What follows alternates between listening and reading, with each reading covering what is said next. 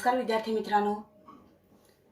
विद्यार्थी मित्रांनो, कोविड-19च्या या सद्यस्थितीत आपल्या शाळा बंद असल्या तरी आपले शिक्षण चालूच आहे आणि त्याच अनुषंगाने बृहन्मुंबई महानगरपालिका शिक्षण विभाग व्हर्च्युअल ट्रेनिंग सेंटरच्या माध्यमातून व्हिडिओ थ्रू आपण आज भेटणार आहोत. मी निलिमा कदम, आपली व्हर्च्युअल शिक्षिका. आजचा विषय आपण बघणार आहोत इयत्ता 9वी गणित भाग 2. यामध्ये आज आपण समांतर रेषा पॅरलल लाईन्स हा घटक अभ्यासणार आहोत. विद्यार्थी मित्रांनो, समांतर रेषा म्हणजे काय हे आपण शिकलेलोच आहोत. LM रेषा LM, रेषा RS किंवा रेषा PQ, line LM or line RS or line PQ are in the same plane and they do not intersect each other, and therefore these lines are called parallel lines. एकाच प्रतलात असणाऱ्या परंतु एकमेकींना न छेदणाऱ्या रेषांना समांतर रेषा असे म्हणतात. Now line M, रेषा M and line N आणि L, रेषा L जी आहे ही या दोन रेषांना अनुक्रमे पॉइंट P आणि पॉइंट Q, बिंदू P आणि बिंदू Q मध्ये छेदत आहे. Line L is intersecting line M at point P and line N at point Q. आणि म्हणूनच या ठिकाणी आपण रेषा M व रेषा N यांची रेषा L ही छेदिका आहे असं म्हणतो. Line L is a transversal line of line M and line N. Now if we extend line L, it will extend in same direction. So if a line intersects given two lines in two distinct points, then that line is called a transversal of those two lines. जर एखादी रेषा दिलेल्या दोन रेषांना दोन भिन्न बिंदूत छेदत असेल तर त्या रेषेला त्या दोन रेषांची छेदिका असे म्हणतात. Angles formed by two parallel lines and transversal, दोन समांतर रेषा आणि त्यांची छेदिका यांच्यामुळे होणाऱ्या कोनांच्या जोड्या. बालमित्रांनो, आठवतायत का तुम्हाला? बघा हा, इयत्ता 8वी मध्ये आपण पॅरलल लाईन्स आणि त्यामध्ये समांतर रेषा व छेदिका यांच्यामुळे होणारे कोन शिकलेलो आहोत. थोडंसं आपण उजळणी करूया का? Let's revise. Here line M and line N are parallel lines. Line L is their transversal and this line is intersecting line M at point P and line N at point Q. If you take this point on these lines, similarly point A and B on line A. Let's see how many angles can be formed at point P and point Q. See angle APD, angle APC, angle CPQ and angle DPQ. So at point P we are getting 4 angles. Okay. Now let's see at point Q how many angles will you get? So angle PQF, angle PQE, angle EQB and angle FQB. So at point Q also we are getting 4 angles.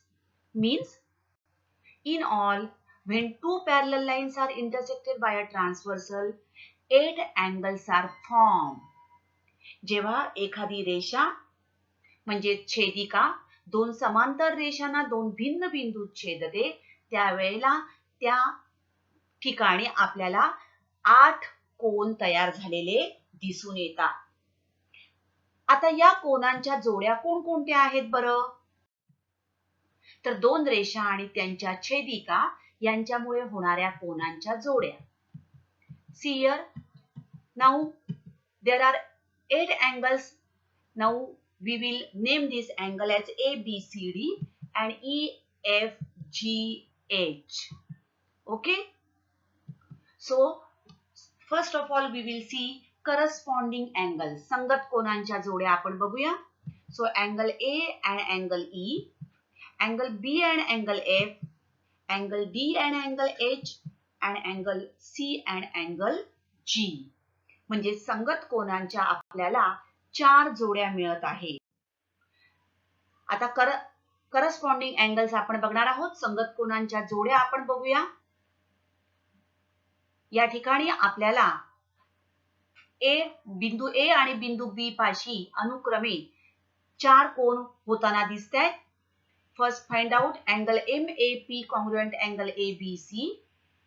Next angle MAQ congruent angle ABD, angle QAB congruent angle DBN, and angle PAB congruent angle CBN. म्हणजेच जेव्हा संगत कोनांची आपल्याला एक जोडी एकरूप असते त्यावेळेला संगत कोनांच्या उरलेल्या जोड्या सुद्धा आपल्याला एकरूप असलेल्या आढळून येतात. Now these two lines are intersecting each other. Line M and line N are intersecting each other. So there is a single point of intersection. Okay, and at this point we will get 4 angles. That is angle A, angle B, angle C, and angle D. Now what is the property of these angles? जेव्हा रेषा N आणि रेषा M या परस्परांना छेदतात, when line M and line N are intersecting each other, angle A is equal to angle C. Similarly, angle B is equal to angle D. Dear students, remember here these are called as opposite angles. आणि यांना विरुद्ध कोन असे म्हणतात. When two lines intersect, the pairs of opposite angles form and they are congruent to each other. That is angle A congruent to angle C and angle B congruent to angle D. तेव्हा दोन रेषा परस्परांना छेदल्यावर होणारे विरुद्ध कोन समान मापाचे असतात. Now PQ is a line and OA is a ray on this line. Now at point O we are getting two angles, that is angle AOP and angle AOQ. आता आपण कोन मापकाच्या सहाय्याने या दोन कोनांची जर माप मोजली तर बघा अँगल AOP हा जो अँगल आहे हे आपल्याला किती माप दिसतंय 120 डिग्री आणि angle AOQ we are getting how many degree it is 60 degree. Okay, so angle AOP is 120 degree and angle AOQ is 60 degree. Means, see here, these are two angles, that is 120 degree and 160 degree, and their total is 180 degree. Means, measure of angle POA plus measure of angle AOQ is equal to 180 degree. So the angles in a linear pair are supplementary. तर रेषीय जोडीतील कोन हे परस्परांचे पूरक कोन असतात.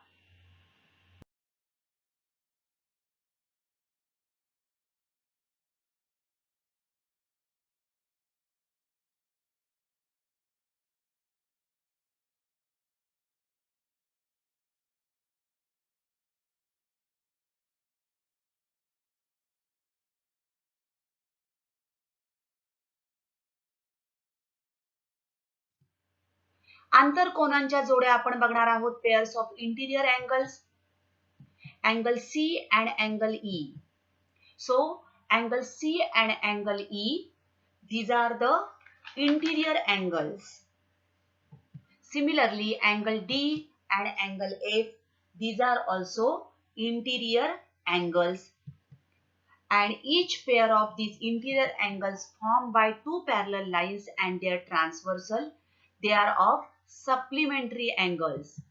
यांच्या आंतरकोनांच्या या प्रत्येक जोडीतील कोनांच्या मापांची बेरीज 180 अंश असते. म्हणजेच मापकोन C अधिक मापकोन E बरोबर 180 अंश, तसंच मापकोन D अधिक मापकोन F बरोबर 180 अंश. आंतरव्युत्क्रम कोन Z ज्या ठिकाणी आपल्याला मिळतोय बघा angle C and angle F. This is a pair of interior alternate angle and second pair of interior alternate angle is angle D and angle E. So each pair of alternate angles formed by two parallel lines and their transversal is of congruent angles. तर व्युत्क्रम कोनांच्या प्रत्येक जोडीतील कोन एकमेकांशी एकरूप असतात. बाह्य व्युत्क्रम कोन angle A and angle H. Similarly, angle B and angle G. These are the pairs of exterior alternate angles. आपण कोणकोणते गुणधर्म बघितले? दोन रेषा परस्परांना छेदल्यावर होणारे विरुद्ध कोन समान मापाचे असतात. रेषीय जोडीतील कोन परस्परांचे पूरक असतात. संगत कोनांची एक जोडी एकरूप असेल तर संगत कोनांच्या उरलेल्या सर्व जोड्या एकरूप असतात. जेव्हा व्युत्क्रम कोनांची एक जोडी एकरूप असते तेव्हा व्युत्क्रम कोनांच्या दुसरी जोडी सुद्धा एकरूप असते आणि एका बाजूच्या आंतरकोनांची बेरीज 180 अंश असेल तर दुसऱ्या जोडीतील कोनांची बेरीजही 180 अंश असते. आता समांतर रेषांचे महत्त्वाचे गुणधर्म. दोन समांतर रेषांना एका छेदिकेने छेदले असता छेदिकेच्या एका बाजूला असणारे आंतरकोन एकमेकांचे पूरक कोन असतात आणि दोन समांतर रेषांना एका छेदिकेने छेदले असता होणाऱ्या संगत कोनांच्या जोडीतील कोनांची मापे समान असतात. आता या गुणधर्मांचा उपयोग करून आपण काही उदाहरणं बघणार आहोत. दिलेल्या आकृतीत अँगल X, अँगल Y आणि अँगल Z यांची आपल्याला माप काढायची आहेत. आपण या ठिकाणी आकृतीला नाव देऊन घेऊ. आपल्याला माप कोन QAB दिलेला आहे.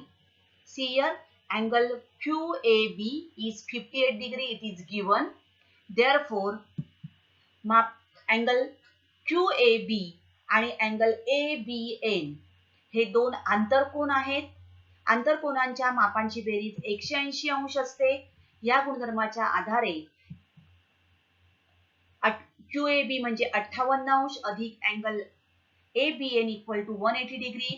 Therefore, measure of angle ABN equal to 180 minus 58.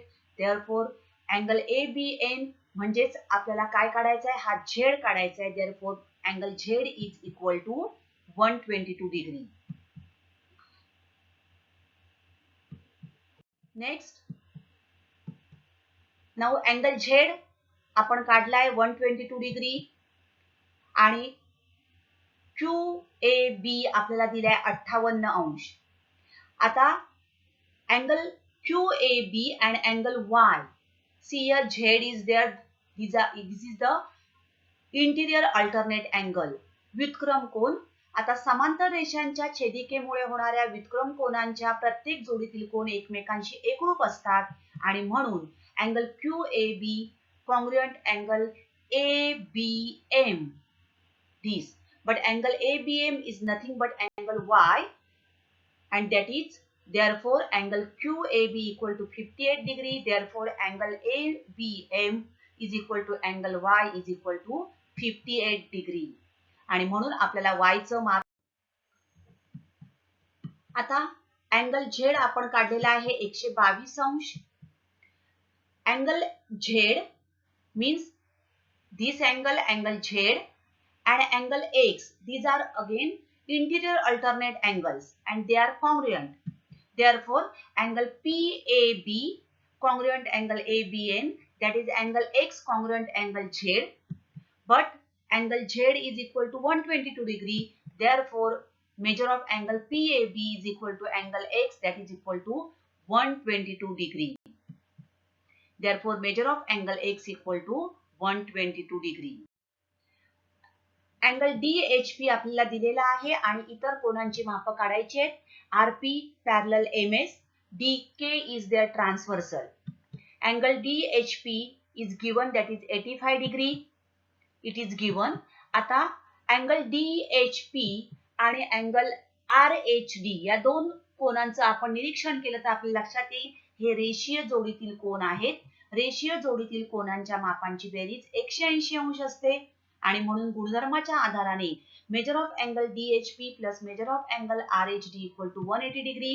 because angles in a linear pair, but DHP is 85 degree, therefore 85 degree plus measure of angle RHD equal to 180 degree, therefore RHD equal to 180 minus 85, that is equal to 95 degree. Now RHD is 95.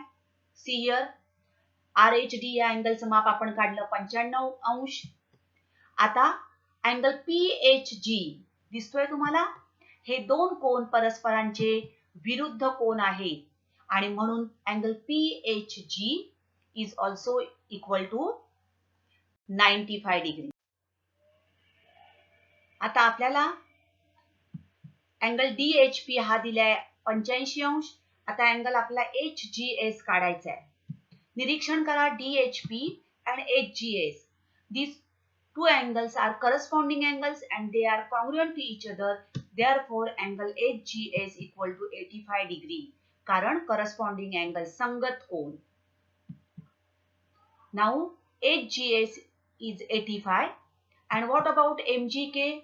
MGK is opposite angle विरुद्ध कोन आणि म्हणून measure of angle MGK is equal to also 85 degree. पुढचं उदाहरण आपण बघणार आहोत. रेषा P समांतर रेषा Q.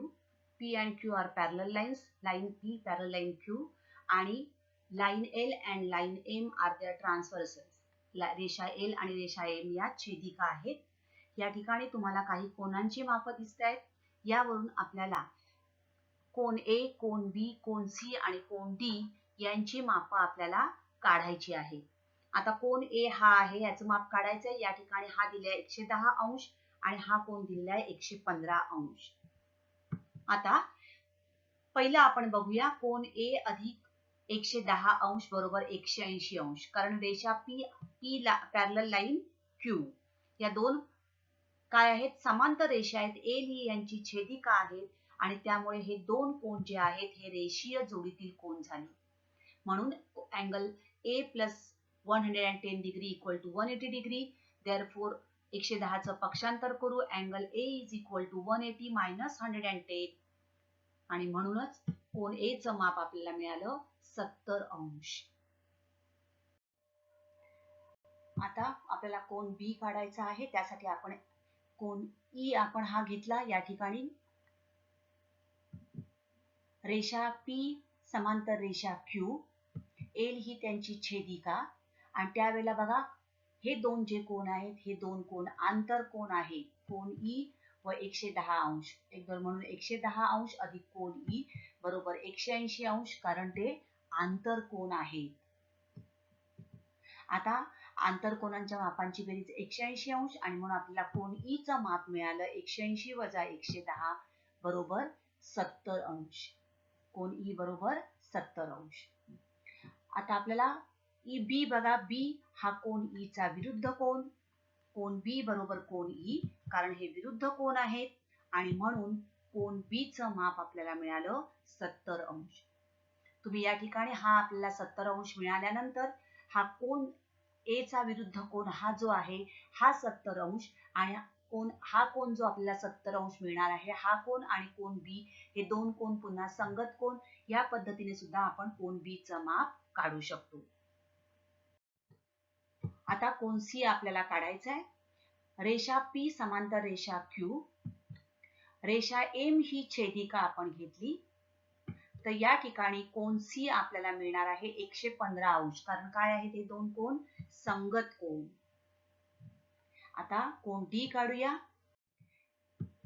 115 अंश अधिक कोन D बरोबर 180 अंश, कारण रेषीय जोडीतील कोन. पक्षांतर करू म्हणून कोन D बरोबर 180 वजा 115 आणि D चं माप मिळालं 65 अंश. तर अशा प्रकारे एका कोनाचं माप दिलं असेल तर आपण आकृतीतील इतर कोनांची मापं काढू शकतो. मात्र प्रत्येक वेळेला आपल्याला जे गुणधर्म आपण वापरणार आहोत म्हणजे रेषीय जोडीतील कोन, संगत कोन, व्युत्क्रम कोन, त्याप्रमाणे आपल्याला ते लिहावं लागणार आहे. तर कोन A बरोबर 70 अंश, B बरोबर 70 अंश, कोन C बरोबर 115 अंश आणि कोन D बरोबर 65 अंश. पुढचे एक उदाहरण बघूया. रेषा AB समांतर रेषा CD, PQ ही त्यांची छेदिका तर खालील कोणाची मापे काढा. कोण ART, CTQ, DTQ आणि PRB. आता आपल्याला दिलंय बघा, कोणता दिलाय, कोण BRT 105 अंश आपल्याला दिलेला आहे. आपण त्याला एक नाव देऊया. मापकोन ART अधिक BRT बरोबर 180 अंश, कारण हे रेषीय जोडीतील कोण आहेत, angles in a linear pair. परंतु BRT चं माप आपल्याला माहिती आहे 105 अंश, आणि म्हणून कोण ART अधिक 105 अंश बरोबर 180, आणि म्हणून ART बरोबर 180 वजा 105, म्हणून मापकोन ART is equal to 75 degree. हा आपल्याला मिळाला 75 अंश. ART पहिला आपलं एक झालं 75 अंश, त्याला आपण 2 देऊन ठेवूया. आता बघा, हा आपल्याला मिळालाय 75 अंश. हा झालाय आपलं ART झालेला आहे. आता पुढचं CTQ आपल्याला काढायचं आहे. बघा, रेषा AB समांतर रेषा CD, PQ ही त्यांची छेदिका. कोण CTQ बरोबर कोण ART.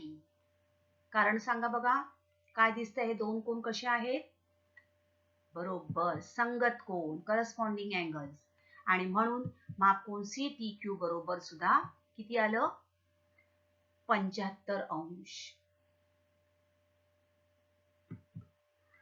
2 वरून. आता ART झालं, CTQ झालं. रेषा AB पुन्हा समांतर रेषा CD, PQ ही छेदिका. कोण DTQ हा ह्याचं माप आणि हे दोन कोण BRT हे पुन्हा काय आहेत, संगत कोण, आणि म्हणून मापकोन DTQ बरोबर 105 अंश, कारण BRT 105 अंश आपल्याला दिलेला आहे. 1 वरून आपण सांगू शकतो, कारण दिलेला आहे. आता PRB काढायचा आहे आपल्याला. कोण PRB, हा बघा, हा कोण काढायचा आहे. कोण PRB बरोबर कोण ART येणार, कारण हे दोन कसे आहेत, विरुद्ध कोण, व्हर्टिकली अपोजिट अँगल्स. परंतु PRB आपण काढले, ART आपण काढलं 75 अंश, आणि म्हणून मापकोन PRB बरोबर पण 75 अंश. तर विद्यार्थी मित्रांनो, आता आपण इथेच थांबणार आहोत. अशाच काही सुंदर सुंदर व्हिडिओ सहित पुन्हा भेटणार आहोत पुढच्या भागात. तोपर्यंत थँक यू. घरी राहा, सुरक्षित राहा.